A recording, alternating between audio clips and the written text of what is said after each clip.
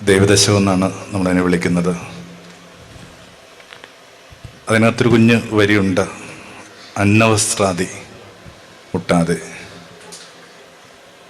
ഞങ്ങൾക്കത് ഉറപ്പ് വരുത്തുന്ന നീയാണ് ഒരേ ഒരു തമ്പുരാൻ. താൻ കണ്ട പട്ടിണി, തൻ്റെ ദേശം അഭിമുഖീകരിക്കാൻ പോകുന്ന പട്ടിണിയൊക്കെ കണ്ടുകൊണ്ടാണ് പ്രാർത്ഥിക്കുന്നത്. ഈ അന്നവസ്ത്രം മുട്ടാതെ തരുന്ന നീ മാത്രമാണ് തമ്പുരാൻ. അത് വാസ്തവത്തിൽ ഈ ഭൂമിയിലെ പ്രഭുക്കന്മാരെ നിഷേധിക്കുകയാണ്. പ്രാർത്ഥനയിലേക്ക് ഒരു പൊളിറ്റിക്സ് വരികയാണ്. പ്രാർത്ഥന കൃത്യമായിട്ട് ഒരു രാഷ്ട്രീയമാണ്. കാരണം നിങ്ങൾ എന്താണ് ആഗ്രഹിക്കുന്ന കാര്യങ്ങളെ നിങ്ങൾ സോർട്ട് ചെയ്യുന്നതിന് വിളിക്കുന്ന വാക്കാണ് പ്രാർത്ഥന. അതിനകത്തൊരു പൊളിറ്റിക്സ് ഉണ്ട്. അങ്ങനെയാണ് ആ പ്രാർത്ഥന വരുന്നത്. നീ മാത്രമാണ് തമ്പുരാൻ, മറ്റൊരാളുമല്ല.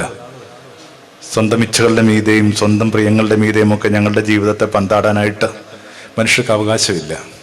നീ തരുന്നു. നിന്നോട് ഞങ്ങൾ പ്രാർത്ഥിക്കുന്നു.